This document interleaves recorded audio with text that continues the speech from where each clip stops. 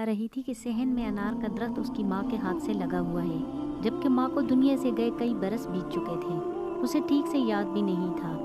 درخت پر لگے پھلوں کا یہ حال تھا کہ ٹہنیاں اناروں کے بوجھ سے جھک کر زمین تک پہنچ جاتی تھی کہ ایک عام قد کا انسان ہاتھ بڑھا کر آسانی سے انار توڑ سکتا تھا۔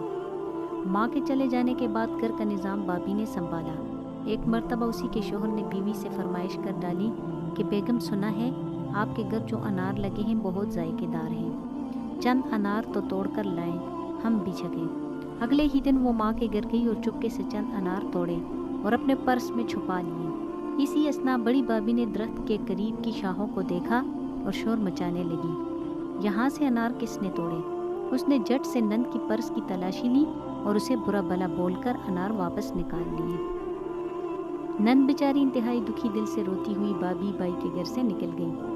خاوند سے معذرت طلب کی کہ وہ انار نہیں لا سکتی کیونکہ اسے اجازت نہیں۔ خدا کی کرنی دیکھ لیجئے، سنا تھا کہ جس گھر سے بیٹی دکھی کر کے نکالی جاتی ہے اس گھر سے رزق کی فراوانی روک دی جاتی ہے۔ ایسا ہی ہوا۔ انار جو پھلوں کے بوجھ سے جھک جاتا تھا، اگلے برس اس نے نہ صرف پھل دینے سے انکار کر دیا بلکہ درخت کی جڑوں میں ایسے کیڑے پڑ گئے جو زمین میں پھیلنا شروع ہو گئے۔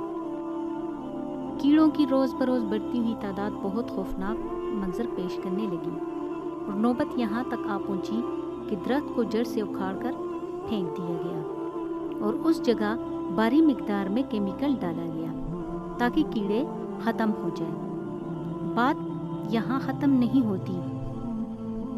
ایک مرتبہ وہی بیٹی ان کے گھر واپس آئی اور درخت کو یاد کر کے رونے لگی۔ اس نے درخت کی جگہ اپنا ہاتھ رکھا اور ماں کو یاد کیا۔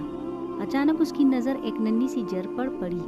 اس نے اسے اکھاڑ کر مٹھی میں بند کر لیا اور گھر چلی گئی۔ گھر جاتے ہی وہ جڑ زمین میں لگا دی اور اللہ کی قدرت وہ جڑ طاقت پکڑنے لگی۔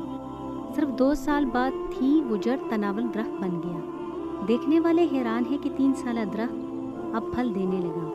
چند سالوں میں یہ بالکل ویسے ہی درخت بن چکا تھا جسے جڑ سے اکھاڑ کر پھینک دیا گیا تھا۔ اب اس درخت کا پھل پورے خاندان برادری میں تقسیم کیا جاتا ہے۔